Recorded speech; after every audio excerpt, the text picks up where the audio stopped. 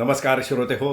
दीपक रेगे कथाकथन चॅनलवर मी दीपक रेगे तुम्हा सगळ्यांचं मनापासून स्वागत करतो. श्रोते हो, आज तुम्ही ऐकणार आहात विजय कापडी सरांच्या यव आणि त्यव या कथासंग्रहातली कथा. पण श्रोते हो, तत्पूर्वी अजूनपर्यंत जर तुमच्याकडनं चॅनल सबस्क्राईब करणं झालं नसेल तर एकच विनंती करतो, कृपया चॅनल सबस्क्राईब करा.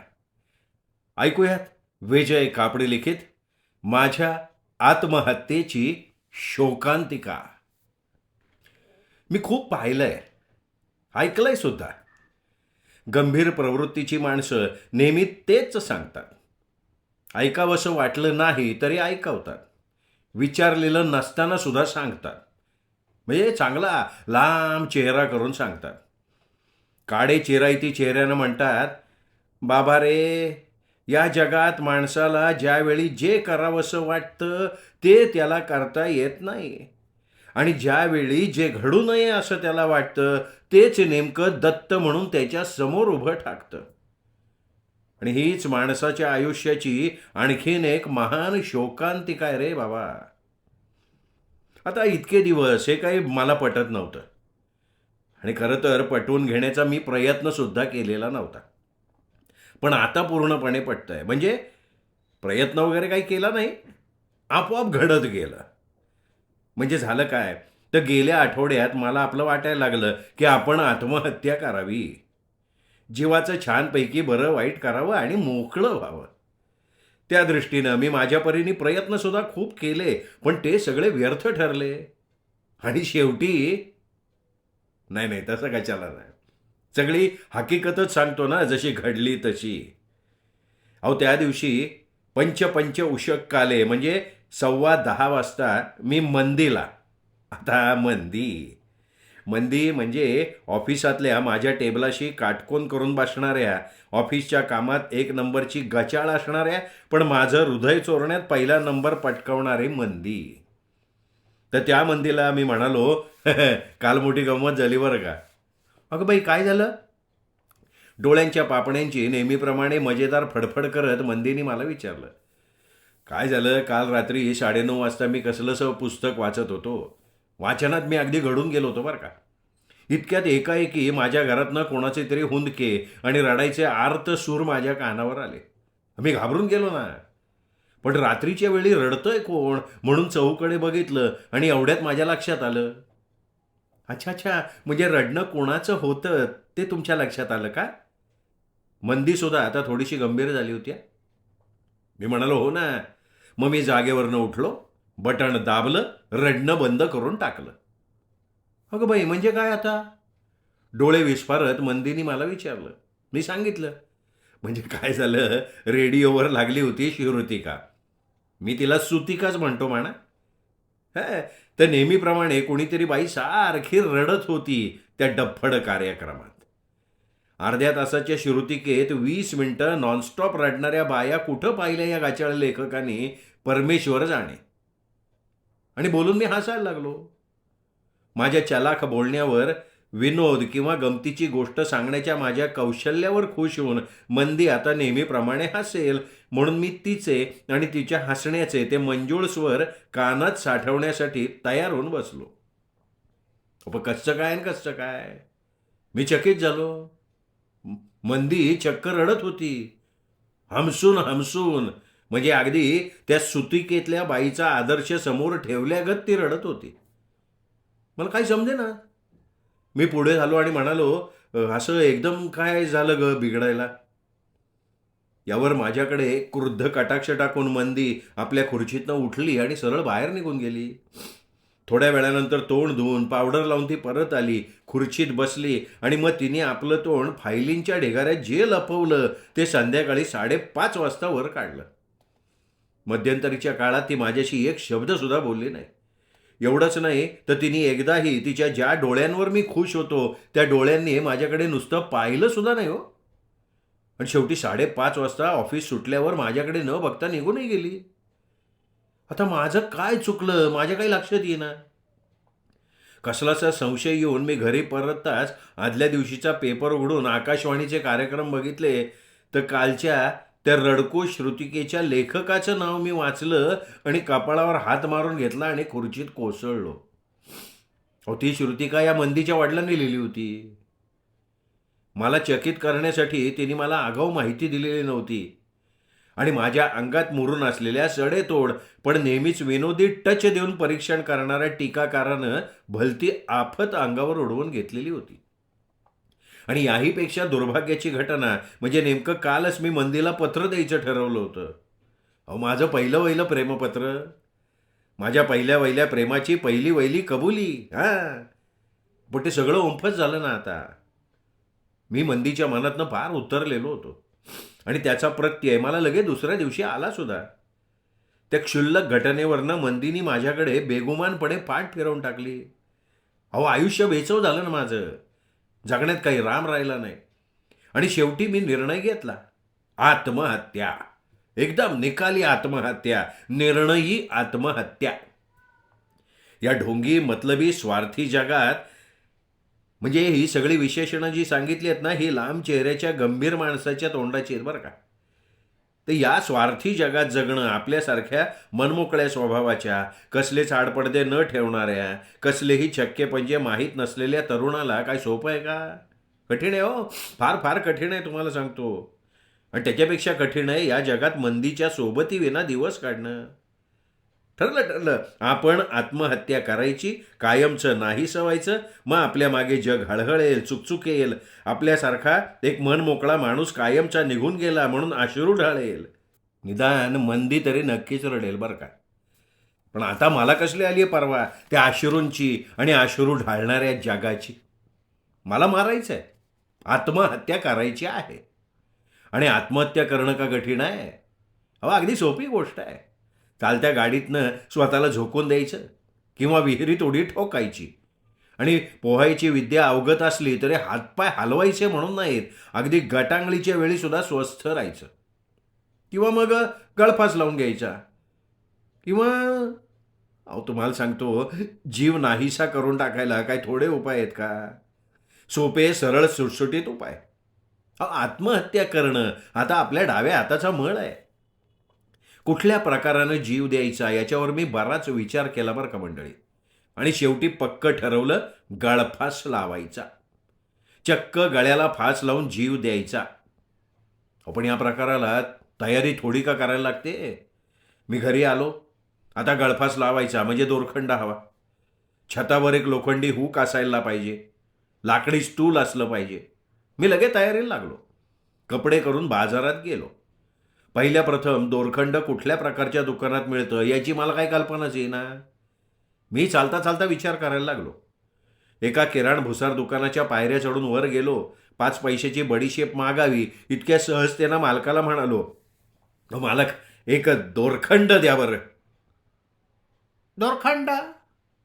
मालकानं चमत्कारिक चेहरा करून विचारलं, हां, आपलं ते गळफास लावायला वापरतात नाही का, ते दोरखंड हो. मी जास्तीचा खुलासा करून टाकला. नाही, तसला दोरखंड नाही मिळत आमच्याकडे. निर्विकार मुद्रेने त्यांनी माहिती पुरवली. अच्छा, मग कुठे मिळतं? काय इन्क्वायरीची खिडकी समजला काय आमच्या दुकानाला? हां, महादेवा, गिरायकाला बाळंत शेप बांधून दे बाबा 25 पैशाची. मला दोरखंड हवा आहे, मला बाळंत शेप नको आहे. बाळंत शेप त्या तुमच्या शेजारी उभे असलेल्या माणसाला पाहिलो. पायऱ्या उतरलो, खाली आलो.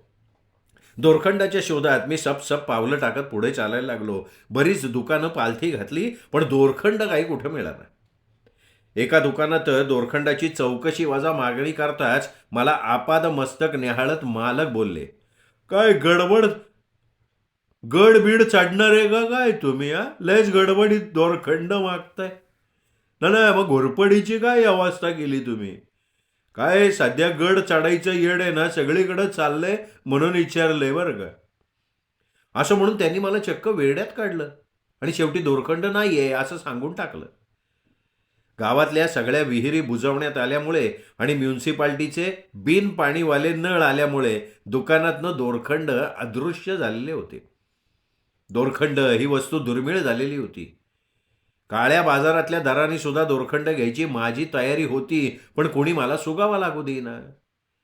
एका सद्गृहस्थांच्या सूचनेनुसार शेवटी मी चोर बाजारात गेलो. दोरखंड आहे का हो? अरे मोहम्मद, सापको दोरखंड देव. चकित झालो बघा. चोर बाजारातल्या दुकानदारांची ही सफाई माझ्या नजरेत भरली. केवळ एका वाक्यात काम फत्ते. त्यांच्या या तत्परतेचं मला फार कौतुक वाटलं. एवढ्यात त्या मोहम्मदनं माझ्यासमोर एक दोरखंडाचं भलं मोठं वेटोळं आणून टाकलं. नाही मालक, अहो आत्महत्येसारख्या एक क्षुल्लक गोष्टीला एवढा मोठा दोरखंड कशाला, नाही का? मी तत्वानी म्हटलं.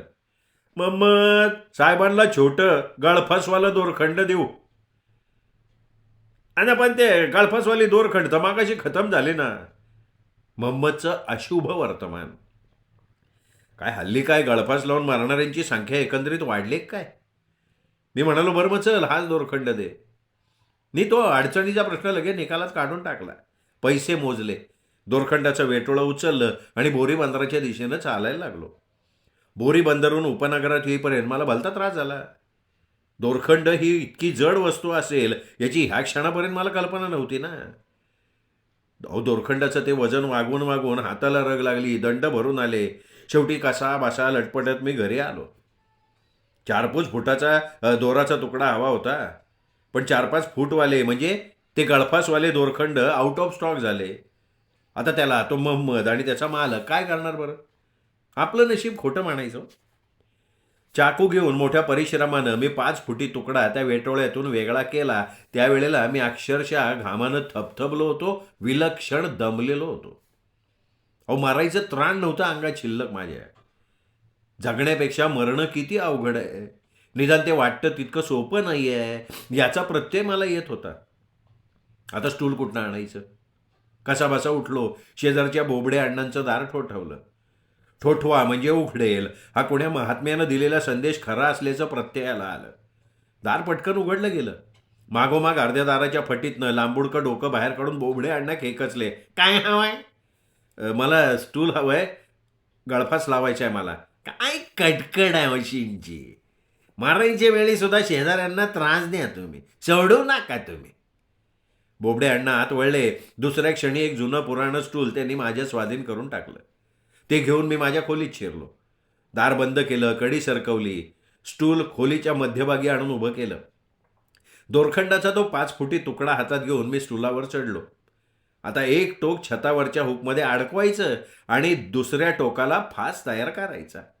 तो डोक्यावरनं खाली गळ्याला बसवायचा आणि मग लाथेनं स्टूल ढकललं की संपलं, खेळ खालास. आहे काय नाही काय. माझ्या मरणोत्साहाला परत एकदा स्फुरण चढलं. मोठ्या उत्साहानं मी वरच्या हुककडे दृष्टी फिरवली. हुक थोडा गांजला होता, पण त्यात दोराचं एक टोक सरकवलं, गाठ मारली. दुसऱ्या टोकाला फास तयार केला, तो गळ्यात अडकवला. डोळे मिटले, पायानं स्टूल ढकललं. मात्र मोठा आवाज झाला आणि मी धरणीवर कोसळलो.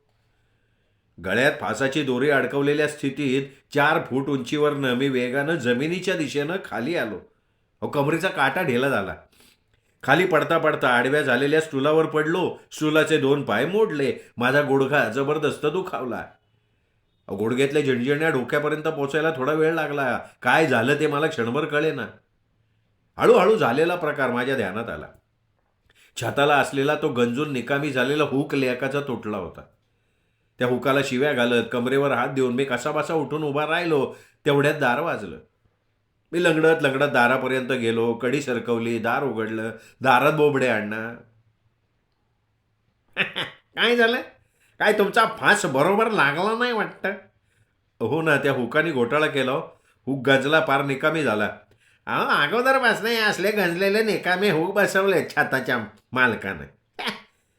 तुम्ही खाली पडलात का काय वरनं? हो ना, नाही तर काय खालून वर पडणार का? माझ्या स्टूलावरनं पडलात तुम्ही? अर्थात. अरे बापरे, म्हणजे माझं स्टूल मोडलं तुम्ही? बोबडे अण्णा स्वच्छ सुरात किंचाळले, रागाने थया थया नाचायला लागले. बोबडे अण्णांच्या डोळ्यासमोर मी 10ची नोट धरली तेव्हा कुठं ते शांत झाले. 10ची नोट कन्व्हर्टीला लावली आणि ओरडले, मालकांना जाऊन भेटा, म्हणावं चांगला कोरा करकरीत नवा हुक लावा छताला. साधा गळफास लावून घ्यायची सोय नाही केलेली म्हणजे काय? भाडं मागायला मात्र महिन्याच्या 1 तारखेला दत्त म्हणून उभे राहतात नाही का? कधी नव्हे ते बोबडे अण्णांचं म्हणणं मला एकदम पटलं. दुखावलेल्या गुडघ्यावर हात ठेवून मी मालकांच्या खोलीवर गेलो. मला लंगडत आल्याचं बघताच मालक खदखदून हसले आणि म्हणाले, काय काय गुडघे रोग झाला काय? ते बघा मालक, मला नवीन हुक हवाय. त्याच्या हुक ना देऊन टाकू की काय पंखा बिंका बसवत आहे का? नाही नाही, गळफास लावला होता, जुना हुक तुटला. काय सांगता, जुना हुक तुटला?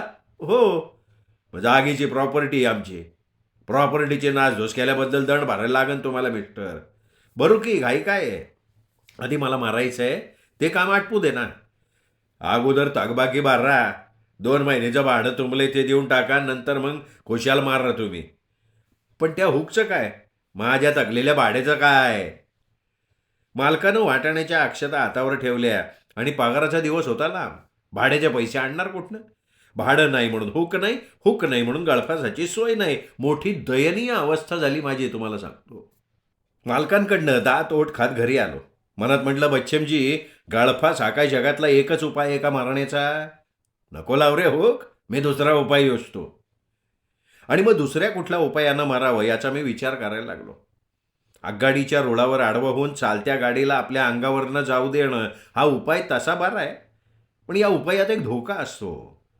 अशा प्रसंगी बऱ्याच वेळेला इंजिन ड्रायव्हर डांबरटपणा करून गाडी भलत्याच रुळावरनं नेतात. आपण आडवे झालेलो असतो एका रुळावर आणि गाडी जाते भलत्याच रुळावरनं. पर्यायानं होतं काय? तर गाडीतले सगळे प्रवासी आपल्याकडे कुचेष्टेनं बघतात. या बावळटाला धड मरणं जमत नाही, कुठल्या रुळावर आडवं व्हावं हे याला कळत नाही. अशा तऱ्हेचे झोंबणारे शेरे आपल्या कानावर पडतात आणि मग आपल्याला मेल्याहून मेल्यासारखं होतं हो. म्हणजे जीव गेलेला नसताना सुद्धा.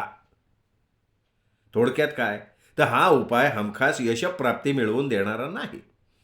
त्यापेक्षा असं केलं तर, आणि मी नेमकं तेच करायचं ठरवून टाकलं. म्हणजे चालत्या गाडीतून बाहेर उडी मारायची.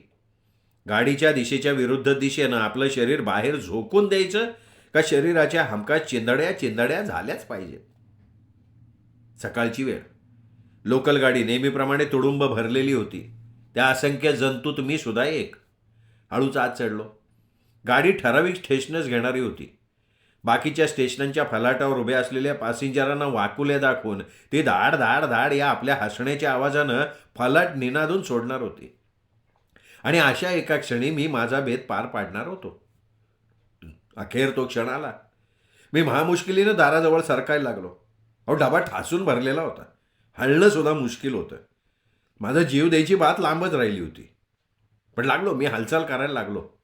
गोगलगाईच्या चालीनं अंग चोरत पुढे झालो. कसाबसा दाराजवळ आलो आणि हा रे दुर्दैव. तेवढे स्टेशन आलं, गाडी उभी राहिली. उतरणाऱ्या लोकांची घाई आणि फालाटावरनं आत चढणाऱ्या लोकांची गडबड. पण त्या रेटारेटीत मी मधल्यामध्ये चेंगरलो गेलो. श्वास घेणं कठीण झालं मला. आता या गर्दीतच आपण मरतो का काय, अशी आशा आपोआप निर्माण झाली होती. पण 1.5-2 मिनिटात ती आशा धुळीला मिळाली. मी डब्यात कुठल्या कुठे फेकला गेलो. गाडी पुन्हा धावायला लागली. पुन्हा चिकाटी धरून सरकत सरकत सरकत मी दाराजवळ आलो. गाडी वेगात होती. समोरचं काही दिसत नव्हतं. भासत होता तो फक्त गाडीचा वेग. तुम्हाला सांगतो, जाणवत होती ती केवळ गाडी चालवणाऱ्याची सफाई. तो क्षण आता जवळ यायला लागला. आता मी स्वतःला बाहेर झोकून देणार. एवढ्यात माझ्या खांद्यावर कोणाची तरी थाप पडली. मी चमकून मागे वळून बघितलं. नाराजीच्या आठ्या माझ्या कपाळावर उमटल्या. साले धड मरू सुद्धा देत नाहीत म्हणजे काय? काय चाललंय काय? त्या सद्ग्रस्तानं माझी चौकशी केली. मरायचंय, मी निर्विकारपणे सांगितलं. मरायचंय? त्याच्या मला वाटलं सिगरेट पेटवण्यासाठी त्या गर्दीतनं वाट काढत काढत दरवाजापर्यंत आलात का काय. बाय द वे, जरा काड्या पेटी द्या की. काय कटकट आहे हां? सुखासुखी तुम्ही लोक मरू सुद्धा देत नाही माणसाला म्हणजे काय? छे छे छे छे, अनबॅरेबल. म्हणजे तुम्हाला खरंच मरायचंय? हो, धावत्या गाडीतनं मला बाहेर उडी मारायची आहे. अहो नका नका, असं नका करू. आधीच माझं मास्टरवर ना 2 क्रॉस पडले तो.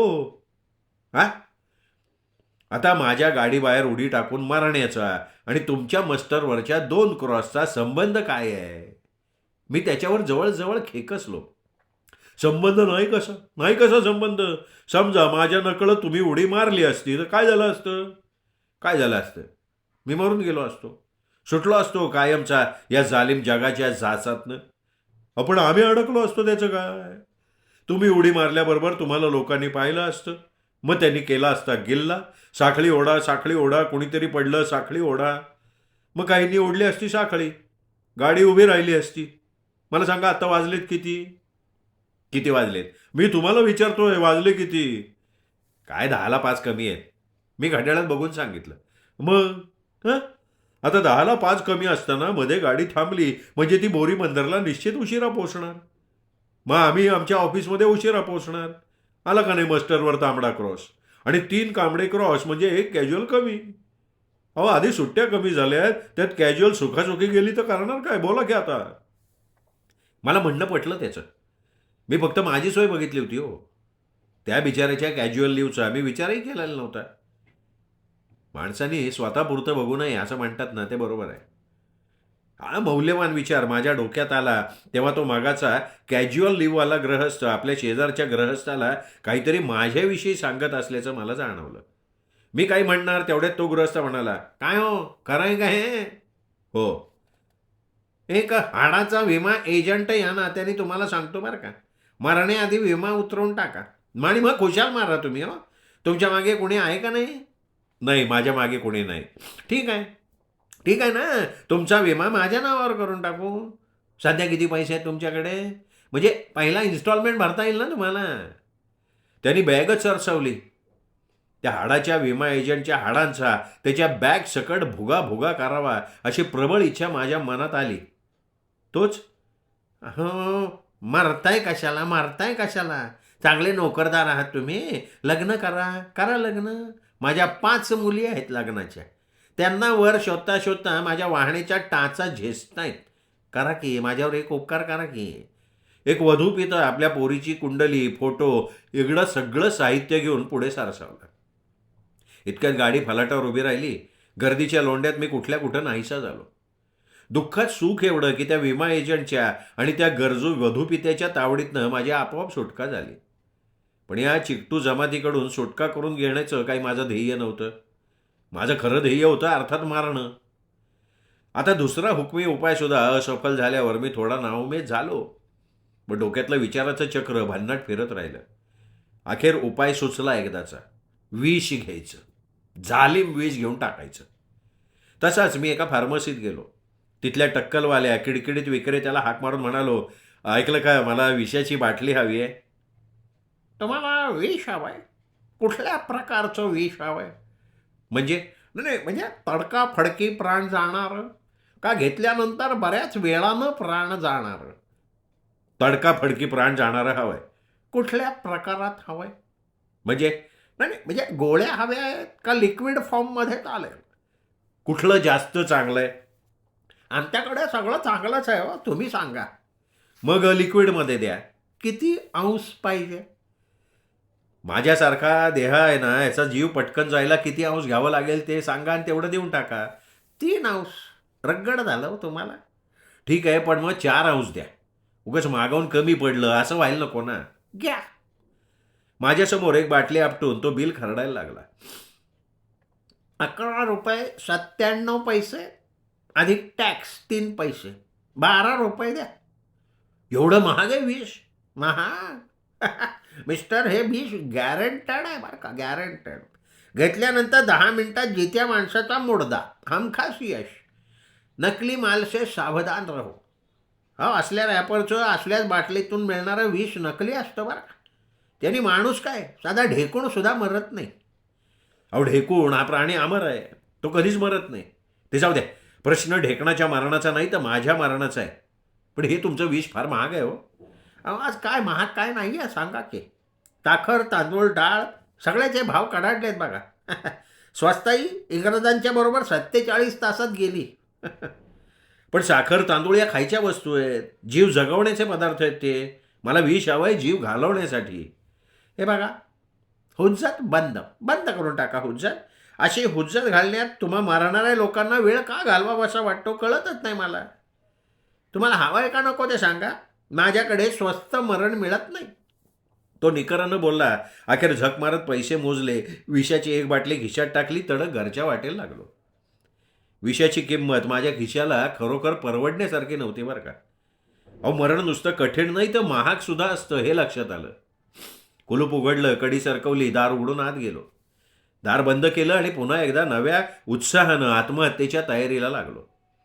अंगातले कपडे काढले, स्वयंपाकघरातनं पेला आणला, त्यात विषाची ती बाटली रिकामी केली. एक क्षणभर त्या पेल्याकडे आशेनं पाहिलं. दुसऱ्या क्षणी तो विषाचा प्याला लावला ओठाला. गरगरल्यासारखं व्हायला लागलं. पोटात आग पेटली. आनंदच झाला मला, म्हणजे मरणाला शेवटी मी गाठलं तर. तसा धडपडत बिछाण्याजवळ गेलो, पांघरून अंगावर घेतलं. आपोआप डोळे मिटले. काही वेळानं कोणाच्या तरी जबरदस्त हाकेनं मला जाग आली. बिछाण्यात उठून बसलो. अहो काय झालं माझं मला कळेना. काल रात्री मी विष घेऊन झोपी गेलो, सकाळी जागा झालो. हे काय गौड बंगाल आहे. मी पलंगावरनं ताडकन खाली उतरलो. दार उघडलं तर दारात दूधवाला भैया उभा. दुधाचं भांडं आणलं, त्याच्यासमोर केलं. भैयानी त्यात दूध घातलं. मी दुधात बोट बुडवत नाराजीच्या सुरात म्हणालो, अरे क्या है रे भैया, दूध में पानी, अरे भेसळ कम से कम दुधात तरी मत करो ना भाई. अरे भेसळ तो सब जगह होती है भरी शेठ, अगर जहर लो आप उसमें भी आजकल भेसळ मिलती है. एक महान जागतिक सत्य सांगून भैया पुढच्या दारी निघून गेला. विषात भेसळ? माझ्याकडून 12 रुपये उकळून मला नकली विष देणार आहे त्या टाकल्याचा मला प्रचंड राग आला तुम्हाला सांगतो, आणि त्याचबरोबर वाईट सुद्धा वाटलं. आपलं मरण्याचं लक्षण काही ठीक दिसत नाही. पुन्हा एकदा माझ्या डोक्यातली चक्र फिरली. एव्हा ना कुरकुर करायला लागलेली होती चक्र. एव्हा 2 दिवसात त्यांच्यावर भलता ताण पाडला होता ना, त्यालाही विश्रांती पाहिजे होती. मी पुढचा उपाय निश्चित केला, पिस्तुलाची गोळी. हा उपाय उत्तम आहे. तिरीमिरी सरशी तसाच निघालो. जवळच्या पोलीस चौकीत गेलो. इन्स्पेक्टर पेंगत बसलेले होते. त्यांच्या कमरेचं पिस्तूल त्यांच्या नकळत सफाईनं उडवलं. खिशात पिस्तूल टाकली, धूम पळत सुटलो. माळरान लागलं तेव्हा धापा टाकत उभं राहिलो. आजूबाजूला पाहिलं. पिस्तुलाच्या गोळीपासनं मला वाचवणारा इथे कोणी आडमडणार नाही याची खात्री पटल्यावर खिशातनं पिस्तूल काढलं. पण पिस्तुलात गोळ्या आहेत का नाही हे मी पाहिलंच नाही. मन चरकलं, काळीच थडथडलं. पिस्तूल रिकामा असलं तर पुन्हा तंगडतोड करत पोलीस चौकीवर जाणं भाग होतं ना. मी धडधडत्या काळजानं पिस्तुलाचं मॅगझिन उघडलं आणि आनंदी आनंदगडे पिस्तुलात 2 गोळ्या शिल्लक होत्या. सहज टेस्टिंगसाठी मी पिस्तुलाची नळी आकाशाकडे लावली, चाप ओढला. गोळी उडाली. अखेर माझ्या मरणाला मी नक्की गाठलेलं होतं. काहीच क्षण आता, कारण उरली होती एक गोळी. मी पिस्तुलाची नळी माझ्या कपाळावर टेकवली, चापावर बोट ठेवलं, डोळे मिटले. आता चाप ओढणार एवढ्यात वरून माझ्या डोक्यावर धबदिशी काहीतरी पडलं. त्यामुळे माझ्या हातातलं पिस्तूल खाली पडलं. पण त्या गडबडीत चाप ओढला गेला होता आणि गोळी भलतीकडे उडाली. आता पिस्तूल साफ रिकामं झालं. माझ्या मरणाचा बेत अयशस्वी ठरवणारी ती अशी कुठली नतद्रष्ट वस्तू आहे की जी माझ्या डोक्यावर आकाशातनं पडली. म्हणून मी बाजूला बघितलं तर गोळी लागून मेलेला तो एक डोम कावळा होता. माझ्या पहिल्या गोळीचा तो बळी ठरला होता आणि आकाशातनं नेमका माझ्या डोक्यावर आदळला होता. पण मरता मरता मोठा विचित्र सूड उगवला होता त्यांनी. मी पिस्तूल फेकून दिलं. मला परत एकदा शर्मेनं मेल्याहून मेल्यासारखं झालं. निराश, हताश, खाली मान घालून मी घराची वाट चालायला लागलो. अहो जिना चढून वर गेलो तर दारात मंदी उभी. माझ्याकडे बघून तिने असं काही सुरेख स्मित केलं की अयशस्वी आत्महत्या प्रकरणामुळे माझ्या मनावर आलेली सगळी मरगळ, सगळा थकवा, सगळा ताण एका क्षणात नाहीसा झाला तुम्हाला सांगतो. मी घाईघाईत पुढे आलो. कुलूप उघडलं, दरवाजा ढकलला. माझ्या पाठोपाठ मंदी माझ्या खोलीत. ऑफिसात आला नाहीत तुम्ही 4 दिवस, बरं वाटत नव्हतं का? बरं वाईट करून घ्यायचं ठरवलं होतं मी, जीवाचं. तिन्ही सांजेचं अभद्र बोलू नये माणसाने. पण एक माणूस सबंध दिवसात आमच्याबरोबर बोललं नाही त्या दिवशी, त्याचा काय? त्यावर मंदी म्हणाली, अहो असं काय करताय? त्याच्यावर मी काय म्हणालो? नाही नाही, पुढचा संवाद तुम्हाला कशाला सांगू. झाला आमचा समेट झाला मंडळी. झालं गेलं विसरून जायला मंदी तयार झाली. मीही आता यापुढे रेडिओवरच्या श्रुतिकेविषयी आपलं निस्पृह, प्रामाणिक, स्पष्ट, बाणेदार मत द्यायचं नाही असं मी ठरवून टाकलं. आत्महत्येचा बेत रद्द करून टाकला. आता कशाला हवी मला आत्महत्या? आता मंदीच्या सोबतीनं झकास आयुष्याच्या मजेदार प्रवासाला निघायचं मंडळी. या विचारात दंग असताना आणखीन एक चमत्कार घडला. 2 दिवसांपूर्वी गळफास प्रकरणी छतावरचा हुक जिथून निखळला होता, नेमक्या त्या बाजूची एक मोठी लादी अचानक निखळली आणि वेगात माझ्या डोक्याच्या दिशेनं आली. अहो, माझा कपाळमोक्षच व्हायचा. पण मंदिरी तेवढ्या चपळाई दाखवली. एकदम किंचाळली ती. तिने माझं लक्ष खाली येणाऱ्या लादीकडे वेधवलं. मी पटकन बाजूला झालो. डोक्यावर पडायची लादी खांद्यावर पडली म्हणून केवळ वाचलो. अहो, 7 दिवस खांदा प्लॅस्टरमध्ये बांधून रस्त्यातनं हिंडत होतो. आता मी सुद्धा गंभीर सुरात कधी कधी सापडेल त्याला सांगत असतो की बाबा रे, या जगात माणसाला ज्यावेळी जे करावंसं वाटतं ते त्याच्या हातनं घडत नाही आणि नेमकं जे होऊ नये असं त्याला वाटतं ते मात्र घडतं. अर्थात असा मी गंभीर क्वचित होतो. मंदीच्या सोबतीनं करायच्या आयुष्याच्या या मजेदार प्रवासात गंभीर कशासाठी व्हायचं मंडळी? एवढा कमी अगदी हा आहे आ? श्रोते हो, तुम्ही ऐकत होतात विजय कापडी सरांनी लिहिलेली कथा माझ्या आत्महत्येची शोकांतिका. ही शोकांतिका कशी वाटली कमेंट करून जरूर जरूर कळवा. चॅनल सबस्क्राईब करायचं राहून गेला असेल तर चॅनल सबस्क्राईब करा आणि ही विनोदी कथा आपल्या कथाप्रेमी मित्रपरिवारात नातेवाईकात शेअर मात्र जरूर जरूर करा. आणि मुख्य म्हणजे भेटत राहा दीपक रेगे कथाकथन चॅनलवर अशाच उत्तमोत्तम लेखकांच्या कथा कादंबरीचे भाग ऐकण्यासाठी. नमस्कार.